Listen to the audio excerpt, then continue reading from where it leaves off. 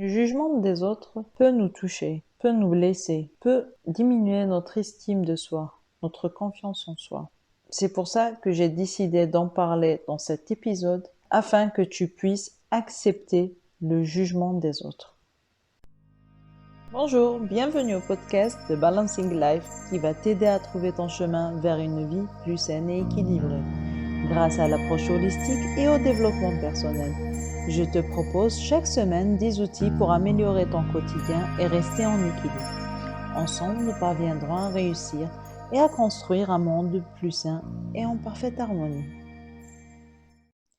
Bonjour, j'espère que tu vas bien. Alors si à un moment donné tu vas entendre mes oiseaux chanter, il faut savoir qu'on est en plein printemps et qu'ils sont tout contents de revoir le printemps y arriver et que je peux rien faire pour éviter qu'il soit joyeux et qu'il le siffle. Et en même temps, cela est tout à fait normal et si vous les entendez, faites semblant de ne pas les entendre si cela vous dérange. Aujourd'hui, je voulais parler d'un sujet qui nous touche tous et qui est très répandu, qui est le jugement des autres. Il faut savoir qu'il y a 3 types de jugement. Il y a le jugement de soi, donc c'est s'auto-critiquer, je dirais.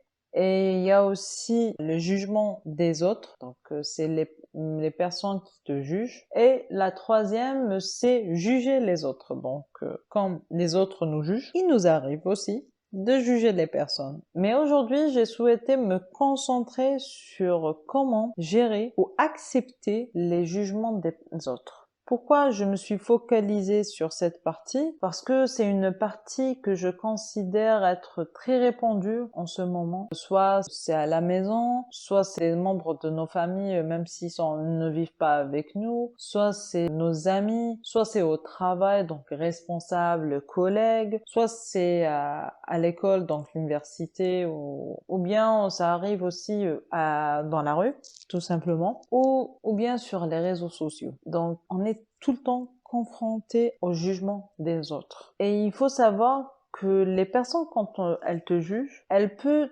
toucher ta conscience. C'est comme pour les pensées négatives. Donc tout ce qui est négatif, y compris les jugements, influence sur notre conscience, sur notre confiance en soi, sur notre estime de soi, et aussi elle peut influencer nos décisions et nos comportements. Comment? Je vais te donner quelques exemples. Je vais prendre un exemple qui m'est arrivé à moi. Comme vous le savez, j'ai un enfant et depuis maintenant, je pourrais dire depuis 6 ans ou 5 ans, les personnes autour de moi, donc ma famille principalement, je parle pas de mes parents et de mes frères et sœurs, mais je parle de la famille autour, juge mon choix de ne pas vouloir avoir un deuxième enfant. Imaginez-vous les phrases que je reçois à chaque fois. J'ai eu même une personne qui m'avait dit il y a quelques années, tu penses que tu as 20 ans maintenant, tu attends quoi pour avoir un autre enfant?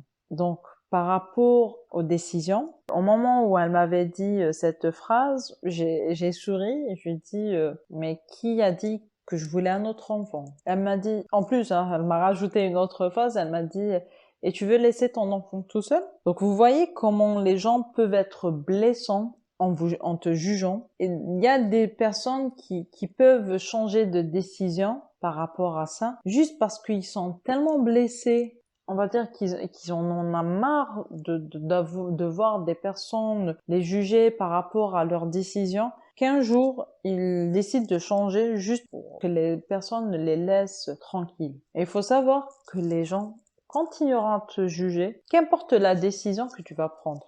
Donc si j'aurais eu un deuxième enfant, cette personne-là m'aurait une autre fois demandé pourquoi je ne voulais pas avoir un troisième enfant, un quatrième enfant. Donc il faut prendre tes propres décisions et ne pas te faire influencer par les autres, surtout par rapport à leur jugement. Il y a aussi des mamans qui peuvent juger leur fille. Pourquoi? Parce qu'elle a décidé de ne pas se marier avec telle ou telle personne. Ou bien parce qu'elle a décidé de ne pas se marier à un âge précis. Et là, sa mère, elle peut la juger et même qu'elle soit blessante. Je vais t'expliquer pourquoi ces personnes-là, et y compris nos parents, se comportent ainsi. Comme j'ai dit au début de un de mes premiers podcasts, chacun de nous a des valeurs. Donc, si moi, ma valeur est, par exemple, le succès, et c'est un exemple là, c'est pas la réalité. Donc, si je souhaiterais me limiter à un enfant, juste pour pouvoir, par exemple, aboutir à un rêve d'être entrepreneur, d'avoir ma propre société et on va dire d'acquérir un certain niveau de vie. Donc moi, ma valeur principale est le succès. Mais imagine une personne qui m'a jugé, pour elle, la famille est sa valeur principale.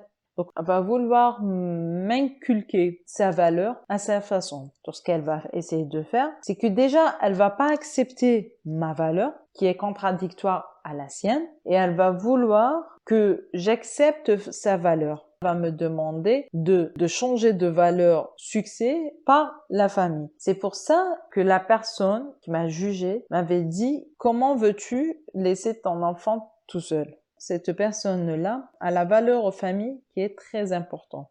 Et en réalité, ça coïncide avec, on va dire, avec cette valeur parce que la personne en question a eu beaucoup d'enfants. Imaginons si je ne savais pas comment gérer la situation et tout, j'aurais pu me fâcher, j'aurais pu vouloir changer d'avis, sachant que c'est pas ma valeur, mais c'est la sienne. De même pour les mères ou les membres des familles qui essayent d'exiger à leur enfant ou qui jugent leur enfant par rapport au métier qu'ils ont choisi, à la façon de vivre. Imaginons que je sois une personne qui veut pas préparer le déjeuner ou le dîner à la maison, qui veut passer son temps avec sa famille et tout. Et au lieu de préparer mon dîner à la maison, je l'achète. Ben, il faut savoir qu'il se peut que ma mère ou que ma belle-mère ne soit pas pour ça. Et que sa valeur principale, vu comment elle a vécu son enfance et comment elle a elle-même vécu, on va dire, cette période-là, elle va pas accepter. Donc, automatiquement, elle va commencer à me juger et à vouloir que je change de valeur. Donc, le jugement des personnes vis-à-vis de nous, c'est principalement dû aux valeurs. Donc, si on a des valeurs qui ne sont pas semblables, cela nous pousserait à juger les personnes. Avec cette information, je pense que tu seras soulagé de savoir qu'en réalité, les personnes qui te jugent ne te veulent pas de mal et qui ne le font pas exprès. C'est juste que le fait d'avoir des valeurs différentes, on va dire, les gènes et qu'ils essayent d'inculquer en toi les valeurs. C'est comme pour aussi les personnes, imaginons que tu vois une personne habillée d'une manière qui te déplaît, j'imagine que tu vas la juger, au moins en te disant dans ta tête, mais pourquoi elle s'habille ainsi elle? Ou bien, j'en ai beaucoup vu des personnes juger des personnes qui ont une religion différente, sachant que dans notre religion, notre prophète, alayhi salatu salam, nous a demandé de chacun de nous respecte la religion des autres. Donc, on doit respecter les personnes d'autres religions. Mais personnellement, j'ai vu des personnes juger des personnes par rapport à leur religion, juger des personnes par rapport aux changements qu'ils ont voulu faire ou qu'ils ont fait. Par exemple, une femme qui enlève son voile. Nous allons passer à notre exercice du jour afin de maintenir cette confiance en soi, ton estime de soi. Je vais te donner cet exercice que tu retrouveras dans ton livret notes si tu es inscrit à la newsletter. Donc, tu noteras un tableau dans lequel tu vas noter dans la première colonne ce qui t'est arrivé durant la journée comme jugement. Par exemple, au travail, si une personne t'a jugé, donc tu vas la noter. Tu vas noter X m'a jugé par rapport à Y. Puis, tu vas noter dans la deuxième colonne quelles sont ses valeurs ou quelles sont les valeurs que tu penses que cette personne a. Puis, tu vas noter dans la troisième colonne quelle est ta réaction au départ, donc juste avant que cette personne t'a jugé. Et puis, tu vas noter dans la quatrième colonne quelle était ta réaction vis-à-vis cette personne quand tu t'es rappelé de ce que je t'ai dit par rapport aux valeurs. Donc, par rapport à ton comportement vis-à-vis des personnes, je te propose deux choses. Si ces personnes-là sont étrangères à toi, il faut juste les ignorer et ne rien dire.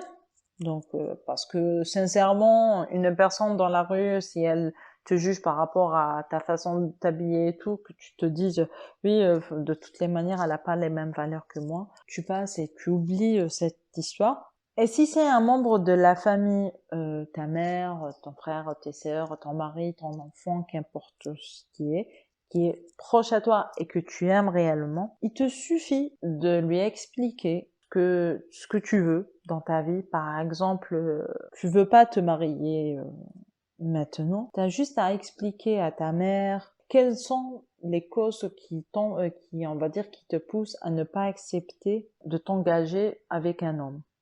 Soit parce que tu souhaiterais finir tes études supérieures, ou bien que tu veuilles travailler, acquérir de l'expérience au travail et de garder de l'argent de côté, ou bien que tu cherches le grand amour, par exemple. Donc, explique à cette personne qui te juge ce qui te mène ou quelles sont tes valeurs, on va dire, mais avec, tu vas pas lui dire oui, maman, parce que moi, ma valeur principale, c'est l'amour. Mais en expliquant autour, voilà, maman, moi, je souhaiterais me marier avec une personne que j'aime, que j'aimerais, une personne qui me comprendrait, une personne qui aura les mêmes, on va dire, les mêmes points d'intérêt, etc., etc. Et n'oublie pas qu'il faudrait utiliser une communication non violente avec la personne qui est en face de toi. Donc, si tu n'as pas écouté le podcast sur la communication non violente, je t'orienterai vers cet épisode afin que tu puisses, on va dire, faciliter la communication avec cette personne. Donc, sur ce, je te laisse faire ton exercice. Et si tu as n'importe quelle question, n'hésite surtout pas. Cela me fera un grand plaisir de te répondre et de parler avec toi. Je te dis à la semaine prochaine pour un nouveau podcast. Merci de m'avoir écouté jusqu'au bout. J'espère que tu as apprécié ce podcast. N'oublie pas de partager avec les personnes qui en auront besoin. N'hésite pas à t'abonner ici et sur mon compte Instagram et Facebook où je partage d'autres informations qui peuvent t'aider.